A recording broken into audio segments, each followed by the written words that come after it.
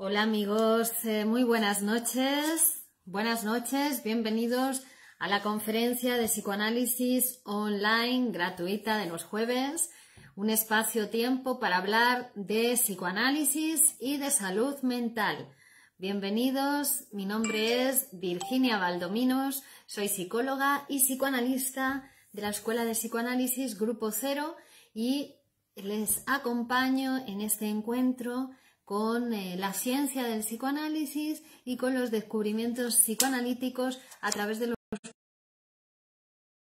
acerca de nosotros mismos, de nuestro proceso, del proceso de enfermarse en el ser humano, las enfermedades que afectan psíquicamente a las personas, que son las neurosis, que son las psicosis, que son las enfermedades psicosomáticas, las neurosis actuales y que tanto estragos producen en la salud mental de la población. Buenas noches, bienvenidos, mi nombre es Virginia Valdominos y hoy estamos en la tercera conferencia de un tema que estamos trabajando que es inhibición, síntoma y angustia, donde vamos a seguir hablando de los síntomas y terminaremos la conferencia de hoy abordando el tema de la angustia, ¿verdad? Un tema muy interesante, puesto que muchas personas hoy en día padecen de angustia desde el punto de vista patológico, puesto que la angustia puede ser considerada algo normal, una señal, en nuestro aparato psíquico que nos puede proteger, pero en algunas situaciones se puede convertir en una patología, en una enfermedad. Carlos Latorre Sanz, buenas noches Virginia, saludos cordiales desde Barcelona. Buenas noches Carlos, bienvenido. Marcos Vinocourt, buenas tardes Virginia desde Argentina. Buenas tardes Marcos, bienvenidos todos a la conferencia de hoy y vamos a comenzar a hablar. Entonces vamos a retomar para seguir hablando de los síntomas. Estaríamos aproximadamente en el punto 7 de este texto, Inhibición, síntoma y angustia, de Sigmund Freud, donde vamos a retomar el caso de las zoofobias infantiles, es decir, las fobias en los niños. Rodrigo Osorio, buenas noches, doctora, gracias por compartir esa gran sabiduría. Gracias, Rodrigo, buenas noches. Bueno, entonces vemos cómo aquí Freud nos trae el ejemplo del caso Juanito, que ya hemos comentado. John Avelar, hola, un saludo Virginia, hola John.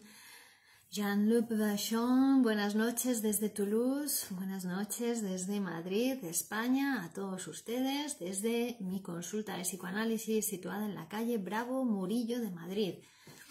Bien, entonces, el caso Juanito. Juanito es un niño de 5 años que tiene fobia a los caballos, tiene miedo a los caballos. Buenas tardes desde Corrientes, Argentina. Hola Omar, buenas tardes, también para Argentina. Entonces, en Juanito, cuando hemos analizado el síntoma, hemos visto que además se iba concretando cada vez más y lo que era el miedo a los caballos se iba concretando en miedo a ser mordido por un caballo, y en el psicoanálisis que va a hacer Freud del caso Juanito, gracias a la información que le proporciona el padre del niño, vamos a ir construyendo cómo es un miedo a ser mordido por un caballo en los genitales, lo que equivale al miedo a la castración. Vale, exacto, un caso de fobia infantil, dice Rodrigo, exactamente. Entonces vemos cómo Juanito está pasando en este momento del análisis, está en pleno complejo de Edipo positivo. Es decir, que está el impulso amoroso hacia la madre, pero también está el impulso agresivo hacia el padre, ¿no?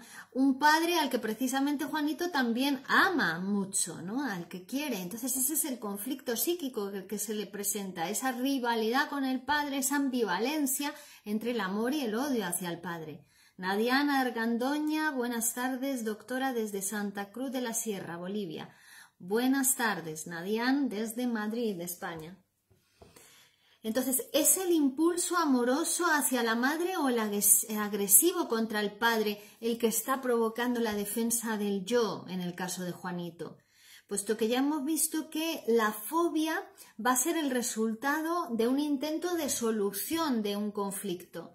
A través de los síntomas fóbicos se resuelve ese conflicto, se satisface una pulsión, un impulso instintivo proveniente del inconsciente, del aparato psíquico, del ello, sin que la conciencia se entere, es decir, en forma de una fobia. Con lo cual, también, además de la satisfacción del deseo, encontramos el castigo por la satisfacción del deseo. Es importante que comprendan que todo el aparato psíquico está participando en la producción de un síntoma psiconeurótico, de una fobia, de una neurosis obsesiva, de una histeria. Todo el aparato psíquico está participando, no solamente el deseo inconsciente, que siempre pulsa por expresarse y quiere satisfacerse, sino también el yo, que es el que da la señal para la represión, el que da la señal para que ese impulso instintivo no llegue a la conciencia. Y, por supuesto, también está el superyo, que es la instancia moral del aparato, la que aplica el castigo por esos deseos inapropiados o incestuosos. Bien, entonces estamos aquí, están saludando.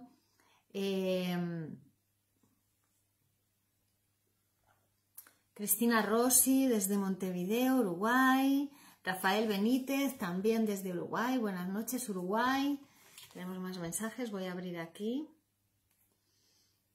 Uruguay. Perdón. Rafael Benítez. Manuel Díaz de Rivera, buenas noches a todos y bienvenidos. Vale, entonces, después de la formación de la fobia de Juanito, parece desvanecerse el impulso amoroso hacia la madre, ¿no? Pero claro, como efecto de la represión, como si la represión lo hubiese eliminado totalmente, teniendo lugar un cambio en el impulso agresivo, la formación del síntoma o la formación del sustitutivo, es decir, como consecuencia de esos procesos, esa complejidad que es el complejo de Edipo, efectivamente, pues se resuelve con la producción del síntoma fóbico. En el caso del hombre de los lobos, que es otro caso que Freud nos trae, acuérdense, este caso era una neurosis obsesiva, pero donde también aparecía en este señor un miedo hacia los lobos, que no podía ni siquiera ver la estampita de un libro donde aparecían los lobos. Entonces ahí es un caso diferente al de la fobia de Juanito, puesto que el impulso reprimido, en este caso, era el impulso erótico de este niño hacia su padre, es decir, la actitud femenina con respecto a su padre, ¿vale? Y entonces el síntoma, en el caso del hombre de los lobos, tiene lugar con ese impulso, el impulso erótico hacia el padre. Mientras que en el caso de Juanito tiene más que ver con el impulso agresivo hacia el padre. ¿Ven? Entonces cada caso, por eso precisamente el psicoanálisis es personal y se va viendo en el psicoanálisis del paciente de qué manera en su síntoma se está realizando su deseo y cuál es el impulso erótico o agresivo, incestuoso, inapropiado, prohibido, es el que se está reprimiendo, pero a la vez realizando a través del síntoma. Bueno, claro, es importante saber también que esos impulsos, tanto eróticos como agresivos, raramente aparecen aislados o puros, ¿no? Ya sabemos, ya hemos hablado muchas veces de las pulsiones en el aparato psíquico. Las pulsiones, pulsión de vida, pulsión de muerte, vienen combinadas, son aleaciones de estos impulsos instintivos, las que conjuntamente trabajan para la vida, para la salud.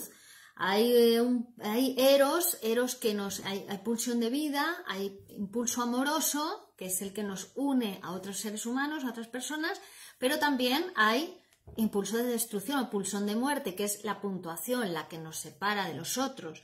Y son aleaciones siempre, están combinados en la salud. Cuando se produce la difusión de los instintos, la separación de las pulsiones, ahí aparece enfermedad. generalmente, ¿vale? Entonces, normalmente, como decimos, como vienen como aleaciones, vienen mezcladas, la carga sádica de objeto puede ser tratada legítimamente como una carga libidinosa, sobre todo en la neurosis obsesiva, como en el caso del hombre de los lobos, ¿no? Y el impulso agresivo contra el padre puede ser del mismo modo que el amoroso hacia la madre, objeto de la represión. Es decir, que se puede reprimir uno u otro, ¿vale? La represión parece que es un proceso especialmente relacionado con la organización genital de la libido y que el yo acude a métodos distintos de defensa cuando se trata de actuar contra la libido en otras fases del desarrollo diferentes a la fase fálica, perdón, a la fase genital. O sea, parece que la represión se aplica cuando el sujeto ya se encuentra en el desarrollo de la fase genital, ahí reprime y entonces es cuando se produce la regresión, como en el caso de la neurosis obsesiva, donde hay regresión a la fase sádico-anal. ¿Vale? Cuando el yo en el aparato psíquico se da cuenta que ese impulso instintivo proveniente del ello, esa pulsión erótica o agresiva, está cerca de expresarse en la conciencia, entonces el yo da la señal de la angustia. Da la señal de la angustia que en realidad es un aviso, es una señal para aplicar la represión o para escapar de la situación, para evitar, ¿no?, la situación de peligro, que bien puede ser una situación exterior, ¿no?, de la realidad, un lobo, ¿no? Entonces la angustia lo que haría es darte la señal para que salgas corriendo de ahí, ¿no? Pero cuando se trata de un peligro instintivo o un peligro proveniente del aparato, donde el sujeto no sabe muy bien qué hacer con eso que siente o eso que piensa o eso que desea, ya sea agresivo hacia el padre, por ejemplo, en el caso de Juanito, ¿no?, ya sea amoroso hacia la madre, cuando ya estas figuras han quedado prohibidas, es decir, ya después del Edipo, o en el momento del Edipo, donde se está prohibiendo la relación amorosa con la madre, porque la madre queda prohibida, porque existe la ley de interdicción del incesto, ¿no? Efectivamente. Entonces ahí la angustia es una señal, da la señal de que eso no va, que de seguir por ahí podría aparecer un castigo, ¿no? Entonces hablamos de la angustia de castración, ¿no?, porque es el castigo, la amenaza es exterior, es la amenaza de castración, ¿vale? Lo que pasa que en la fobia, como en el caso de Juanito, vemos que esa amenaza, ese castigo, ese peligro proveniente del exterior, la amenaza de castración, se sustituye por desplazamiento por otro castigo. En el caso de Juanito, ser mordido los genitales por un caballo, ¿vale? Pero ya ven, ya resolvió, en vez de tener miedo al padre, que es el que aplica la amenaza de castración, ahora tiene miedo a un caballo. Entonces, quedándose en casa, no saliendo de casa, con su fobia evita el miedo, mientras que al padre lo tiene al lado todo el día. Es mucho más difícil evitar el miedo al padre, pero así, con ese desplazamiento, su síntoma es una manera de resolver esa gestión, de gestionar, digamos, esa relación con la angustia.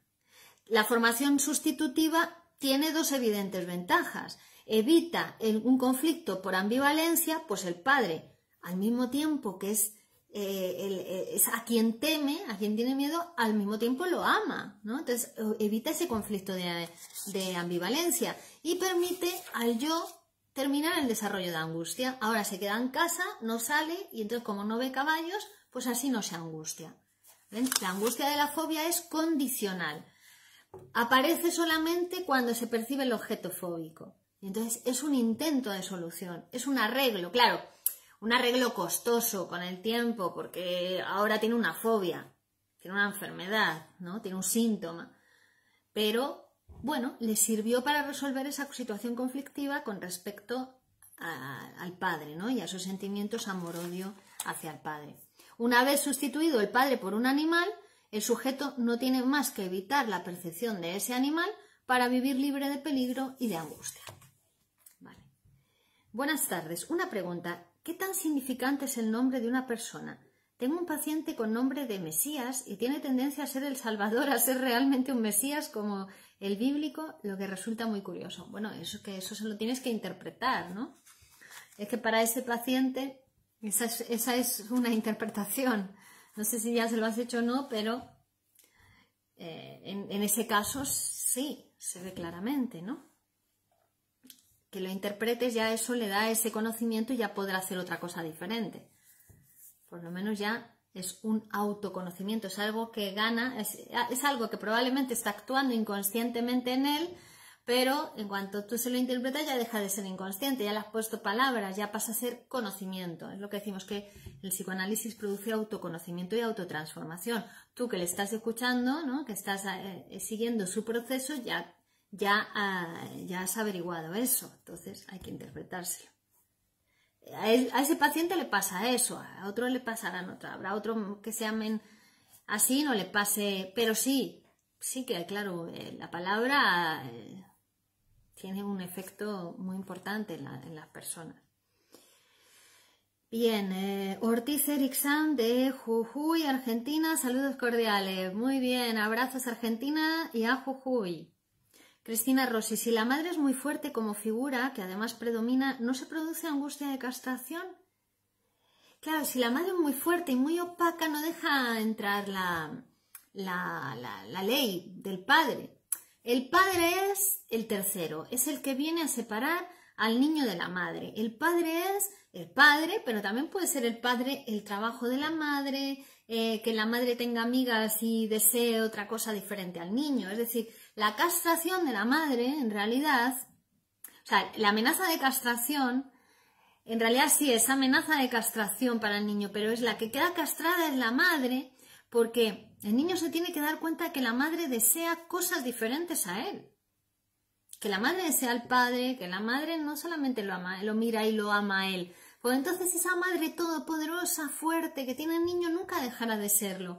Es cuando el niño se da cuenta de que la madre desea y necesita otras cosas, que queda castrada la madre. Es decir, que eso que él le había atribuido a la madre, que tenía un poder absoluto tremendo, pues que lo desatribuye. Ah, mi mamá también necesita de otros. Mi mamá es una mortal más, ¿no? Y entonces ahí él también queda castrado, porque ya proviene de madre y padre. Mientras que si la madre no deja pasar esa ley, no deja pasar, no desea otra cosa que no es el niño, ¿no? Entonces el niño no percibe, no puede desatribuirle esa atribución que le había hecho a la madre como todopoderosa, que no es porque la madre fuese todopoderosa, es porque él era un inválido, un incapaz. El niño cuando es pequeño no puede hacer nada solo, sin la mamá. Entonces, como la mamá puede hacer las cosas que él no puede por él, pues entonces él le hace esa atribución, pero en algún momento tiene que darse cuenta de que su madre es una persona normal y corriente, un humano. Si no se da cuenta de eso, pues ya tenemos las condiciones perfectas para el desarrollo de una enfermedad mental, ¿no? Es decir, la negación de su humanidad permanentemente. Un trabajo psíquico para negar su humanidad, ¿vale? Bueno. Buenas noches, Manuel Borja, Cristina Rossi, gracias por tu respuesta, Virginia. Rodrigo Osorio, madre opaca, exacto. María José Oliveira, buenas tardes desde Argentina. Omar Bernárdez, ¿se podría producir una perversión? Bueno, una perversión es cuando no hay represión, es decir, que se lleva a efecto esos deseos infantiles, sexuales, ¿no? Se llevan a la realidad. La neurosis es el negativo de la perversión, digamos, es la otra cara de la perversión. En la neurosis está esos deseos perversos están reprimidos. Bueno, en otro lugar vimos la proyección. La proyección, el mecanismo de la proyección es un mecanismo que todos ustedes aplican diariamente, lo que pasa que en función de la cantidad puede llegar a ser patológico o no. Pero la proyección es un peligro que viene del interior del aparato psíquico, un deseo propio, un deseo hostil de hacerle daño a alguien querido o un deseo erótico inapropiado. Como uno no lo acepta como suyo, lo proyecta en otro. Mira, este me odia, este me ama, me desea, se enamora de mí. lo que sea, ¿no? Pero no lo aceptan uno y entonces lo proyectan los demás. Bueno, pero vemos ahí claramente, esto lo traemos para mostrar cómo un peligro interior puede proyectarse hacia el exterior y percibirlo como si fuera un peligro exterior. Entonces, claro, es muy importante, y en este texto Freud lo va a trabajar mucho, que cuando, o sea, en realidad la angustia de castración tiene que ver con el miedo a la castración, ¿no? Pero porque es un peligro del exterior realmente, o sea, es el padre el que le dice, niño, eso no se hace, niño, con tu madre no, niño, si vas por ahí te voy a cortar, niño, que no, que eso no se puede, ¿no? Que vas a recibir un castigo si sigues por ahí.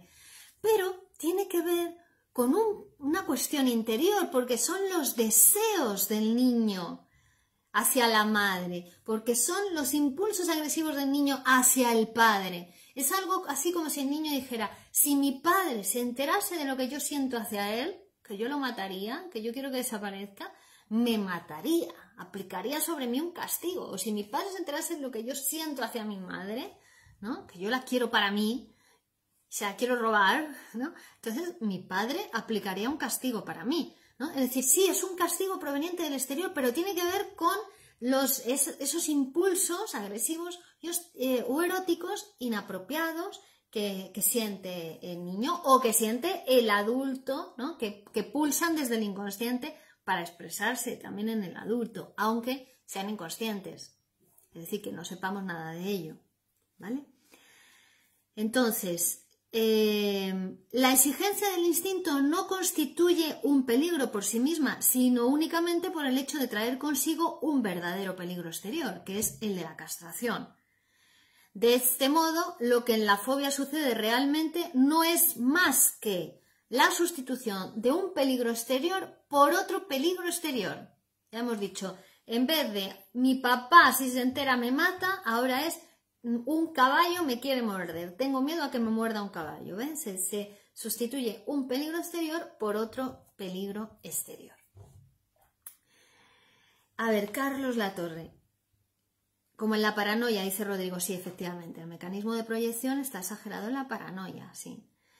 No sé si me ha respondido a mi pregunta, se me bloqueó mi ordenador unos minutos y no la oí la pregunta. Era, ¿estamos hablando del padre de Juanito de un caso de neurosis? Muchas gracias. Sí, estamos hablando del caso de Juanito, un caso de fobia a los caballos, es decir, una psiconeurosis, ¿vale? El padre de Juanito no sabemos si era neurótico o no, era uno de los alumnos que estudiaba con Freud y el que llevó el caso del niño que era el que tenía la fobia. Pero bueno, los padres de alguna manera también contribuyeron al desarrollo de la fobia, porque Juanito cuando le pregunta a su madre, mamá, ¿tú también tienes cosita de hacer pipí? Y pensando en la cosita de hacer pipí, ¿no? Que tiene él. Y la mamá le dice, por supuesto, hijo, ¿no? Entonces ahí él no castra a la madre, en el sentido de que no percibe, no aprende esa diferencia entre la madre y el padre. Él atribuye a la mamá esa cosita de hacer pipí, porque Juanito estaba en fase fálica entrando en el complejo de Edipo. Es decir, esa respuesta favoreció que él se confundiese, ¿no? Hiciese su propio, pues contribuyese a la producción del síntoma de la fobia. En el caso del paciente de agorafobia, fijaos qué interesante, el paciente de agorafobia es ese que tiene miedo a salir a la calle, a los espacios abiertos. Bueno, pues aquí también se le impone al yo, es una fobia, donde al yo se le impone una limitación para huir de un peligro provocado por una pulsión proveniente del aparato psíquico del propio sujeto, ¿no? ¿Cuál es el peligro en el caso de la agorafobia? El peligro es la tentación de ceder a sus deseos eróticos, ¿vale? Con lo cual traería consigo, si cede a sus deseos eróticos, el peligro de la castración. Es decir, que no sale a la calle por el temor a ceder a sus deseos eróticos, ¿no? Por ejemplo, el caso de un joven que se enfermó de agorafobia porque temía ceder a las invitaciones de las prostitutas en la calle, ¿no? Y entonces contraer como castigo una infección luética, es decir, una enfermedad de transmisión sexual. Es decir, no salía a la calle, el temor era por irse con las prostitutas y como castigo contraería una enfermedad de transmisión sexual. ¿Vieron? En realidad está encubierto el temor a la castración. Ese es el disfraz, porque realmente el temor es, si cedo a mis deseos eróticos, voy a recibir un castigo del exterior. El castigo, ¿no? Se va a ejecutar la amenaza de castración. Hemos hablado en otras conferencias de lo importante que es la amenaza de castración, ¿no? Y de que el niño la integre en su desarrollo psíquico y en su proceso psíquico, porque es lo que va a contribuir a la renuncia, a que renuncie a la madre como objeto amoroso, a que renuncie a su hostilidad hacia el padre y pueda llegar a desarrollar una relación tierna con el padre y con la madre. O sea que es necesario para el proceso de humanización, ¿no? El complejo de castración va a ser un nódulo central en el complejo de Edipo, muy importante para nuestra humanización. Si no, ¿quién se va a humanizar? ¿Quién se humanizaría? Si no fuese porque existe un castigo, si no reprimiésemos esos impulsos instintivos infantiles, es decir, que son normales en un momento de nuestra etapa de desarrollo cuando somos niños, el amor a la madre, el erotismo hacia la madre, esa ambivalencia del padre, pero que a partir de cierto momento tienen que ser reprimidos para convertirnos en seres humanos, en sujetos hablantes, en sujetos sociales y salir al mundo a relacionarnos con otros seres humanos, es decir, despegarnos de la familia y salir al mundo. Porque si estamos en el mundo, la familia está en el mundo. Pero si nos quedamos en la familia, el mundo no está en la familia. Uno se pierde el mundo, ¿vale? Y somos sujetos sociales. Vivimos civilizados, en comunidad, ¿no? Algunos más que otros. También es verdad, hay que decirlo. Bueno, entonces, la sintomatología de la agorafobia. Bueno, lo que pasa es que vamos a ver cómo la psiconeurosis, todas las neurosis, la psicosis tienen que ver con no querer hacerse sujeto del mundo, no querer hacerse sujeto social, no admitirse, no aceptarse como sujeto del lenguaje. Y entonces ahí uno se enferma de neurosis o de psicosis. Cuando no se acepta como sujeto del lenguaje, sujeto mortal, ahí es cuando se enferma. Todo tiene que ver con eso, ¿no? Bueno, la sintomatología de la agorafobia se hace más complicada porque además el yo no se contenta con renunciar a algo, sino que agrega elementos destinados a despojar a la situación de su peligro. Es decir, hay una regresión temporal a los años infantiles en la agorafobia. Por ejemplo, esto hace que el enfermo de agorafobia, si va acompañado, si alguien le da la mano o alguien le acompañe, entonces ahí puede salir a la calle. Como cuando era niño y su mamá le llevaba de la mano y le ayudaba a cruzar la calle o a cruzar la plaza, ¿vale?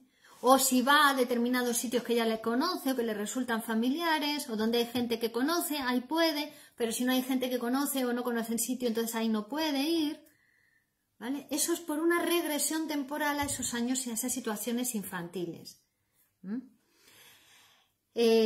Siempre en la elección de esas condiciones, en las características de la agorafobia, vamos a ver esa influencia de factores infantiles. ¿Y cómo lo vamos a saber? ¿Cómo lo sabemos? Por lo que nos dice el paciente en su psicoanálisis. Siempre tiene que ver con lo que el paciente habla en su análisis. Habla libremente. Por eso la técnica del psicoanálisis es la asociación libre. Hay que hablar libremente, sin censuras, sin prejuicios, sin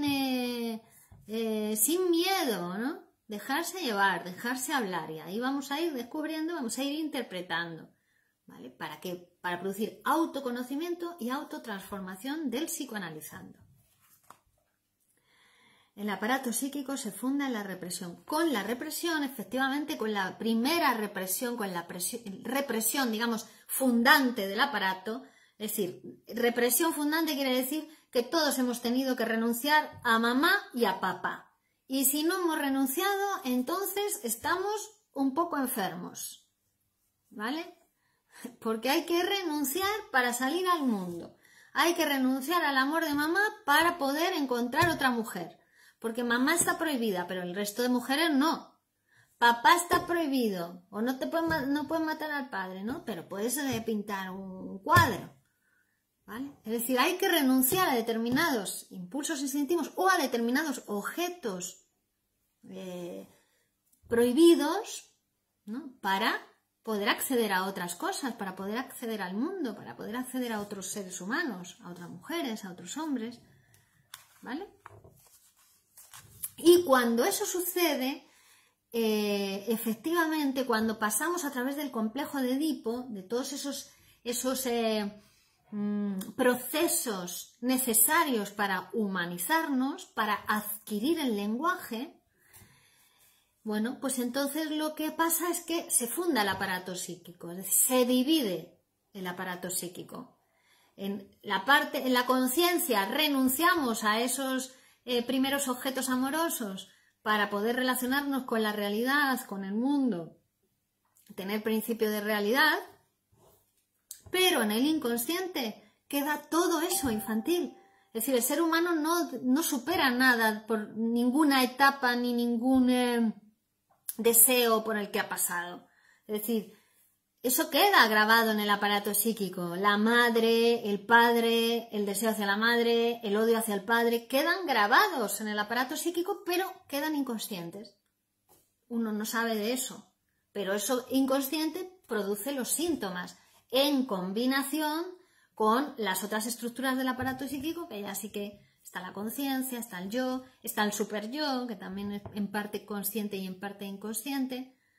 Esto es importante, ¿vale? Que no desaparece nada, porque precisamente esas primeras huellas de los años infantiles, antes de adquirir el lenguaje, es decir, antes de que tuviéramos palabras, esas huellas todavía se hicieron más fuertes en el aparato, porque no teníamos palabras para poder explicarnos nada de eso, de lo que nos estaba pasando, y sin embargo éramos una placa sensible, sin experiencia todavía, y todas esas experiencias, primeras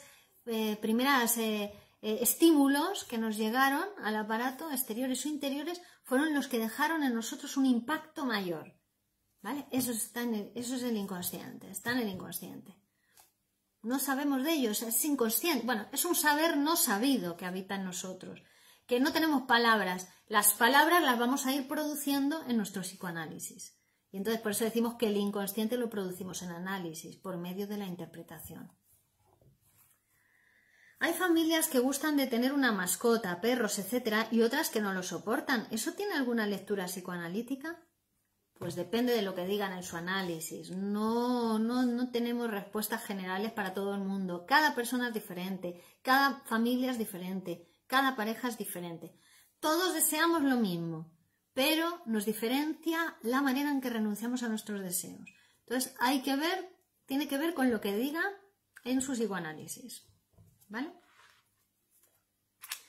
Bueno, luego también nos habla Freud de la fobia a la soledad, ¿no? El miedo a quedarse solo, y nos va a decir que tiene que ver con el intento de evitar la tentación de la masturbación, ¿no? Es decir, que en realidad tienen miedo a quedarse solo porque si se quedan solos se masturban, ¿no? Entonces es una evitación de la tentación de la masturbación solitaria.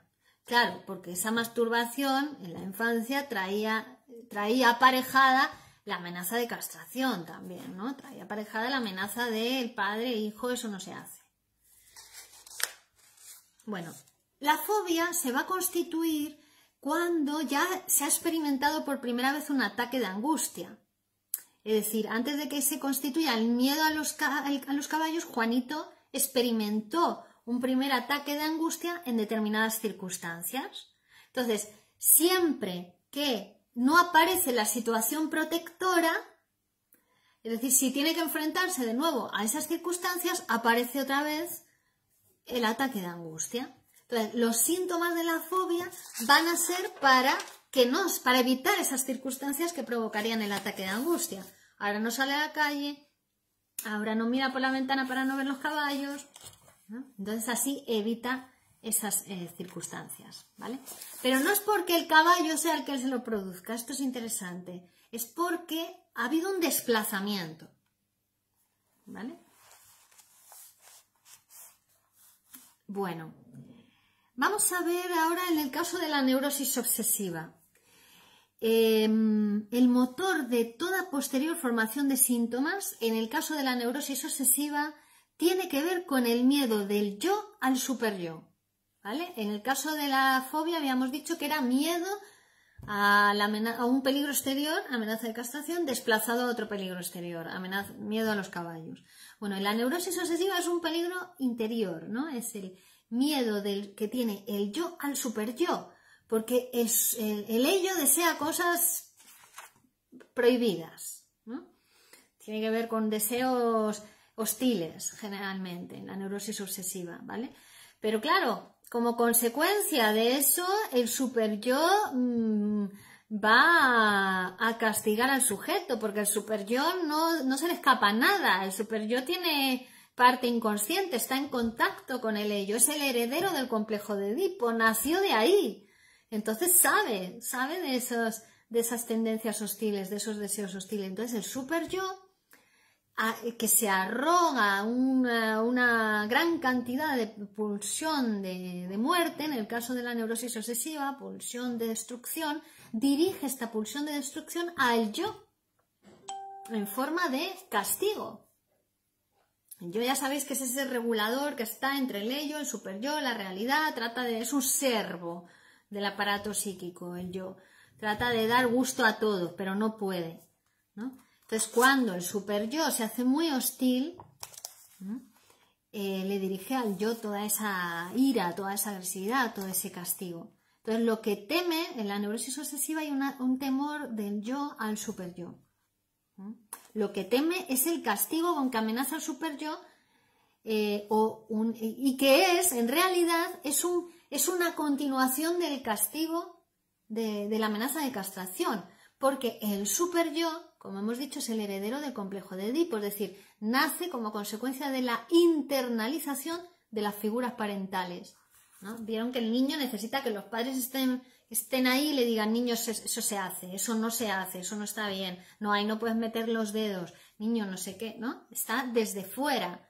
Pero llega un momento cuando atravesamos el complejo de Edipo y renunciamos, si tenemos que renunciar a los padres, a las figuras parentales, que renunciamos aparentemente, porque en realidad lo que hacemos es identificarnos con ellos, los introyectamos. Entonces ahora ya los padres quedan dentro del aparato psíquico, en forma de superyo, de instancia moral. Ya no hace falta que estén fuera diciéndote lo que está bien o lo que está mal, ya es tu superyo, es tu moral, tu instancia moral la que te indica eso lo puedes hacer, eso no lo puedes hacer. A veces es incluso mucho más estricto que los padres verdaderos, o mucho más estricto que cualquier instancia exterior que te diga lo que tienes que hacer, ¿no? Es un peligro, el superyo y la moral mata, ¿no? También en exceso, excesivamente moral, es un horror que se lo digan a los neuróticos obsesivos. Vale. Entonces ahí el peligro es totalmente interno, pero si nos preguntamos qué es lo que el yo teme por parte del superyo, hemos dicho que es esa continuación de la amenaza de castración. También se deriva de un peligro exterior, ¿vale? Y así como el superyo es el padre despersonalizado, el miedo a la castración también se convierte en angustia moral o angustia social indeterminada. A veces es angustia moral, angustia que van a pensar de mí, me van a odiar, me van a mirar mal, ¿no? Esta angustia permanece encubierta, pues el yo la elude ejecutando obedientemente los preceptos, las prevenciones, los actos expiatorios, los ceremoniales que se le imponen al neurótico obsesivo, ¿no? Tiene que hacer ese ceremonial, y si no lo hace, le va a pasar algo malo. Si no lo hace, va a venir un castigo, ¿no? Pero claro, entonces evita la angustia, pero poniendo en acción todos los síntomas obsesivos. Cuando algo le impide llevar a cabo esos ceremoniales, esos rituales, esos actos expiatorios, esas prevenciones, entonces empieza a sentir un malestar y un displacer extraordinariamente penoso, el neurótico obsesivo. Ahí vemos cómo toda la sintomatología es para evitar la angustia. La angustia, por tanto, vamos a empezar ya a hablar de la angustia, es una reacción a una situación peligrosa. El yo la elude la angustia, evita la angustia, porque la sede de la angustia es el yo del aparato, es la verdadera sede de la angustia. El que siente la angustia es el yo, el ello no siente la angustia, el ello es la parte desorganizada del aparato psíquico, ¿no? Y el superyo es el que castiga, el que siente la angustia es el yo, ¿vale? Entonces la trata de evitar. ¿Cómo? Evitando las situaciones o escapando de ellas. Entonces, los síntomas son creados para evitar el desarrollo de angustia. Pero podríamos incluso decir que los síntomas son creados para evitar la situación peligrosa que la angustia nos ha señalado, nos está señalando. Es decir, la angustia es una señal y nos está avisando del peligro de castración, ¿vale? Derivado de que realmente es esa situación peligrosa. Es lo que señala la angustia. Por eso vieron los sueños de angustia, que seguramente ustedes han tenido alguna vez, sueños de angustia, pesadillas. La angustia es una señal que nos despierta cuando está muy cerca, estamos soñando y está muy cerca de producirse, de expresarse el deseo en la conciencia, de llegar a la conciencia. Entonces la angustia te despierta del sueño, te despierta de la pesadilla. ¡Ay, me he despertado! ¡Qué pesadilla que he tenido! Bueno, pero en realidad te ha despertado como forma de protección frente a ese deseo, ese peligro, ¿vale? Que de expresarse en la conciencia se generaría muchísimo más displacer en el aparato. Más preguntas. Un superyo razonable es necesario, sí. ¿Qué puedes decir sobre el ataque de pánico? Dice Marcus. Bueno, pues el ataque de pánico es como el ataque de angustia, ¿no? Si no se pueden llevar a cabo todos esos actos rituales, ceremoniales, prevenciones, aparece el ataque de pánico, el ataque de angustia. ¿Vieron? Ahí se ve cómo qué displacer produce en el aparato. Por eso el sueño de angustia nos despierta, porque si se llegase a expresar en la conciencia el deseo inconsciente, sería como un ataque de pánico, produciría ese displacer, ese malestar. La angustia es, por tanto, una señal que hay que saber entenderla, y que por eso cuando uno se va conociendo en psicoanálisis se va entendiendo también. Va entendiendo lo que le pasa, va regulando, va comportándose ya de acuerdo con el nuevo conocimiento que va adquiriendo de sí mismo, y las cosas son más fáciles, ¿no? Una pregunta de un profano en la materia. ¿El denominado sexto sentido tiene que ver con un nivel de conciencia que aún estamos desarrollando? ¿Un nivel superior al superyo? Lo mismo, estoy mezclando conceptos. Sí, pero bueno, sería como la intuición, ¿no? El sexto sentido, la intuición, es dejarse llevar más por el inconsciente, por el saber inconsciente. Porque el inconsciente sabe más que la conciencia, pero muchísimo más. Inconscientemente sabemos más, lo que pasa es que la conciencia siempre está reprimiendo, engaña, ¿no? Genera ilusiones. El sexto sentido tiene que ver con esa intuición que siempre es inconsciente. Si uno se deja, tiene más sexto sentido, si uno se analiza, ¿no? Se tienen pesadillas porque se podrían tener pesadillas peores. Dice Manuel. A.T. Mariela dice, luego Freud teorizó que la angustia era por la presencia del objeto. La angustia es por la presencia del deseo incestuoso, prohibido o hostil, ¿no? Te señala eso, te señala el peligro interior. También puede ser frente a un objeto exterior, un peligro exterior. Un lobo, un elefante, ¿no? Una bomba, entonces te angustia para escapar. Pero como del peligro interior no se puede escapar, entonces la señal de angustia te avisa para que te despiertes o para que hagas algo con eso, para que te prepares. Luego también nos habla de las neurosis traumáticas, que las neurosis traumáticas son la neurosis de guerra o las que se dan en situaciones donde uno ha pasado un grave peligro, ¿no? ha tenido miedo a perder la vida, pero esto tiene más que ver la neurosis traumática con que las barreras protectoras del aparato psíquico, ¿no? Las barreras de la percepción, que en realidad nos protegen porque tantos estímulos que hay en el mundo exterior es imposible que entren todos al aparato psíquico, ¿no? Y la percepción conciencia hace como una selección. Es muy limitado lo que percibimos del exterior, pero frente a una situación así como un accidente ferroviario, un accidente de tráfico de avión o una catástrofe natural, ¿no? Donde digamos que el aparato psíquico se siente invadido por los estímulos exteriores, pues es lo que produce la neurosis de angustia, ¿no? Los sueños de la neurosis de angustia, donde dice después, si el sueño es una realización de deseos, ¿por qué el neurótico de angustia se sueña repite, ¿no? La situación traumática, la situación del accidente, bueno, porque es como un intento del aparato psíquico, porque ha sido un peligro que se le ha presentado sin aviso, sin poderse preparar frente a él. Entonces, en el sueño se repite esa situación, es una manera de como poder prepararse para poder ligar toda esa energía que ha entrado al aparato y que es energía libre que lo ha inundado, ¿no? Y que no se ha podido catequizar, no se ha podido ligar a ninguna palabra, a ninguna frase, ha invadido el aparato. Entonces la pesadilla o el sueño, en ese caso, de repetición de la situación traumática, es como para poder prepararse frente al peligro, poder ligar a algo esa energía que lo ha invadido al aparato, ¿vale? Pero también incluso dice las neurosis traumáticas es muy difícil, dice, que pueda surgir por el mero hecho objetivo del peligro, sin participación alguna de los niveles más profundos del aparato. Incluso dice puede haber habido antes ya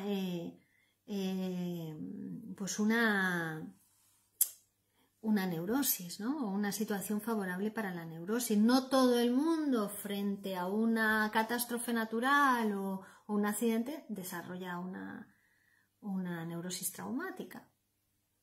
También hay diferencias ahí. Vale. Bueno, también aquí nos va a hablar Freud un poco de la teoría porque Otto Rank había desarrollado el tema de que la angustia aparecía como una reacción a una pérdida o a una separación y nos llevaba a la primera experiencia angustiosa, que era la experiencia del nacimiento, ¿no? Y él desarrolla toda esa teoría del trauma del nacimiento, dice Otto Rank. Que bueno, Freud lo va a traer, lo va a analizar, va a hablar de él, pero bueno, nos va a decir que todavía no es una situación que le pueda resultar traumática al niño porque ni siquiera está formado, no tiene aparato psíquico, no hay una manera de elaborar esa situación, ¿no? De que le pueda resultar traumática, ¿no? Aunque bien es cierto que después en las neurosis actuales, donde hay una descarga de la angustia, ¿no? Hay una descarga afectiva por determinadas vías y además es automática, que utiliza las mismas vías que se pusieron en juego ahí en el momento del nacimiento, ¿no? La vía respiratoria, la vía circulatoria, vías predeterminadas en el organismo, las va a utilizar la neurosis de angustia. No hay elaboración de síntomas como la psiconeurosis, como la fobia, la neurosis obsesiva, la histeria, sino que en las neurosis actuales, en la neurosis de angustia, hay una descarga automática de cantidades de excitación que no encuentran elaboración. Se descargan automáticamente por esas vías, ¿no? Como en el ataque de pánico, en el ataque de angustia, ¿no? Que hay hiperventilación, una tasa cardíaca elevada, ¿no? Bueno, pues todo eso es vértigo incluso.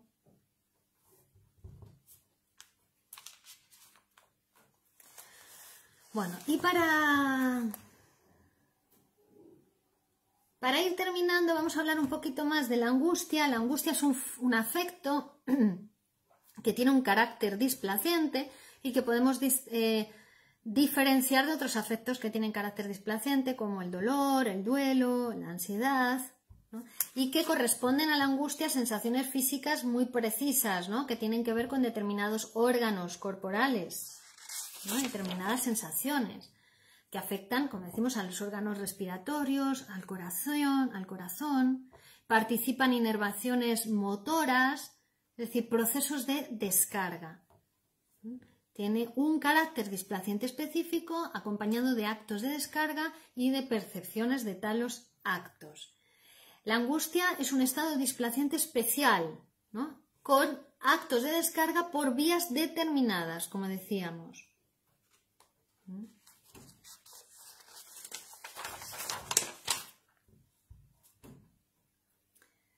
Entonces, la angustia nació como reacción a un estado de peligro y se reproduce cada vez que surge de nuevo ese estado de peligro. Si el individuo se ve de nuevo en una situación peligrosa, claro, puede ser inadecuado que responda a ella con un estado de angustia, porque pudo ser peligrosa en un momento de la vida y ahora ya no, ya tiene herramientas, ya tiene otra manera de abordarla, pero es como si hubiera una compulsión a la repetición de esa angustia. ¿Vale? Es decir, puede ser una angustia adecuada para prevenir y señalar la situación, o puede ser una angustia neurótica, patológica, inadecuada.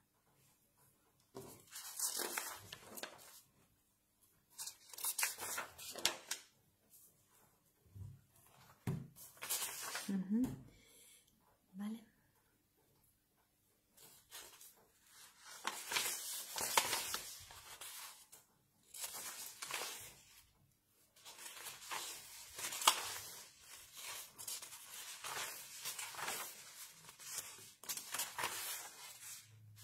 Por ejemplo, dice...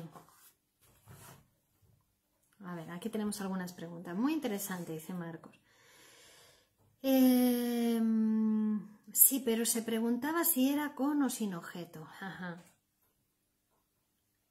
Vale. Tenía entendido que el inconsciente era una especie de cajón desastre. Bueno, más complejo que eso. Vale, me adelanté con mi pregunta, dice Carlos. Franco Dávila, ¿qué podría ser ese sueño angustiante que llaman de parálisis en los que algo nos ahoga? Bueno, también de parálisis nos está hablando de que te paraliza, ¿no? Te ahoga porque también es una de las vías determinadas, ¿no? Y te paraliza para no realizar algo que vas a realizar en el sueño.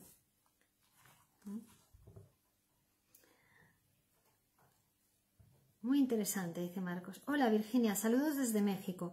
¿Podría decirse que es una regla general que cuando un sueño es olvidado por la parte consciente siempre es por una censura? Es decir, que hay algo que nos estaría generando un conflicto o una angustia y es por eso que es olvidado. Claro, exactamente. Exactamente, es por efecto de la censura.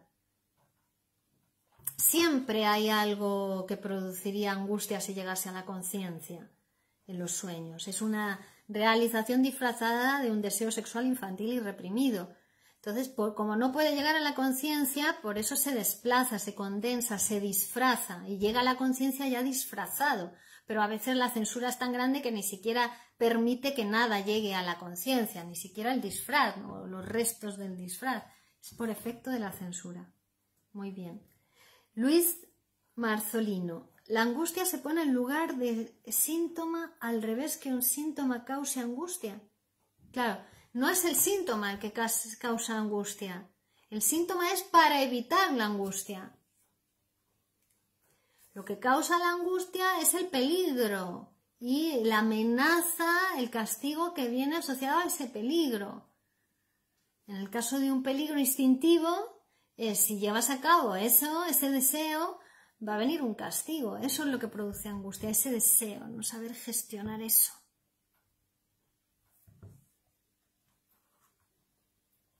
La angustia secundaria. La angustia es una señal. Yo diría que es primaria, es una señal, señala el peligro, la angustia. La angustia primordial, la angustia es el afecto por excelencia, los demás son colores de la angustia, decimos, ¿no? Una pregunta en otro orden de cosas. ¿Tener la sensación física de escuchar de forma puntual lo que piensan otras personas responde necesariamente a algún trastorno psiquiátrico? Bueno, es que eso no es lo que piensan otras personas, eso es lo que piensa tu super yo. Escuchar lo que dice tu super yo, que son otras personas pero internalizadas, ¿no? Escuchamos voces, pero es lo que dice tú dentro de tu aparato psíquico, diferentes partes de tu aparato psíquico. Lo que pasa es que uno lo proyecta al exterior, lo recibe como desde el exterior. Entonces sí, responde en función de la cantidad. Todos los mecanismos son normales y nos pasan alguna vez a todo el mundo, pero si ya te pasa mucho, ya podemos estar hablando de una paranoia o de una psicosis o algo así, ¿no? Una persona con palpitaciones, sudoración y miedo a viajar en tren, ¿se puede tratar de un caso de angustia? Palpitaciones, sudoración y miedo a viajar en tren, sería una fobia, ¿no? Más bien, fobia a viajar en tren. Entonces no viaja en tren. Pero si viaja, si es la primera vez o la primera vez ha tenido un ataque de angustia en un tren, va a asociar su angustia con esas condiciones. Entonces va a evitar después viajar en tren. Y ahí se va construyendo la fobia. ¿Sí? Nadie puede oír o saber lo que uno piensa. Uno es el que puede saberlo, ¿no? Mejor dicho, tu super yo, incluso cuando tú no lo sabes, ¿qué es lo que pasa en esos casos, ¿no? El yo no lo sabe, la conciencia no lo sabe, pero el super yo sabe. Y entonces te llega la frase como si fuese otro el que la dice, ¿no? Como si percibieses, dice, mira, percibo lo que piensa el otro, pero no es el otro, eres tú. Es tu otro yo, es tu otro con mayúscula, es tu deseo inconsciente. Lo que pasa es que como no lo puedes aceptar eso, lo proyectas al exterior como si fuese otro el que lo piensa. ¿Se entiende esta cuestión? ¿Se entiende cómo funcionan los mecanismos del aparato psíquico? Es que claro, tenemos que aceptar que no somos individuos, sino que somos divididos, que en nosotros hay dos, por lo menos. Que en nosotros hay un otro con mayúsculas, hay un deseo inconsciente que es inconsciente, pero que también forma parte de nosotros, que es la parte más importante de nuestro aparato psíquico en realidad, que es la que produce la conciencia. Bueno, y muy bien, hasta aquí me parece que está muy bien. Para este tema, inhibición, síntoma y angustia, eres una genia, Virginia, en todo lo que haces, te admiro, gracias, dice Jorge, gracias. De todas formas, si queréis profundizar en este tema, que hemos dado 3 conferencias, pero en mi canal de YouTube tenéis un curso que realizamos el año pasado, hace 2 años, sobre este tema, inhibición, síntoma y angustia, un curso que por lo menos son 8 o 10 clases, sobre este tema muy pormenorizadamente explicado. En mi canal de YouTube, Virginia Valdominos, tenéis este y otros muchos más cursos de acceso libre, gratuito, así que aprovechad el saber del psicoanálisis que está ahí para vosotros. Nada, y terminamos por hoy, pero invitaros a la próxima conferencia, que será el próximo jueves, todos los jueves. Probablemente comenzaremos un poquito antes para adaptarnos al horario invierno, 9 menos cuarto aproximadamente, si podemos antes incluso también. Y recomendaros a todos psicoanalizaros. Muy importante para vivir hoy en día con salud mental, vivir más años y vivir mejor. Gracias a todos. Si queréis contactar conmigo a través de mi página web www.virginiavaldominos.com tenéis todos los medios de contacto y os podéis psicoanalizar conmigo, estéis donde estéis. Es muy fácil. Muchas gracias, besos y seguimos la próxima. Gracias.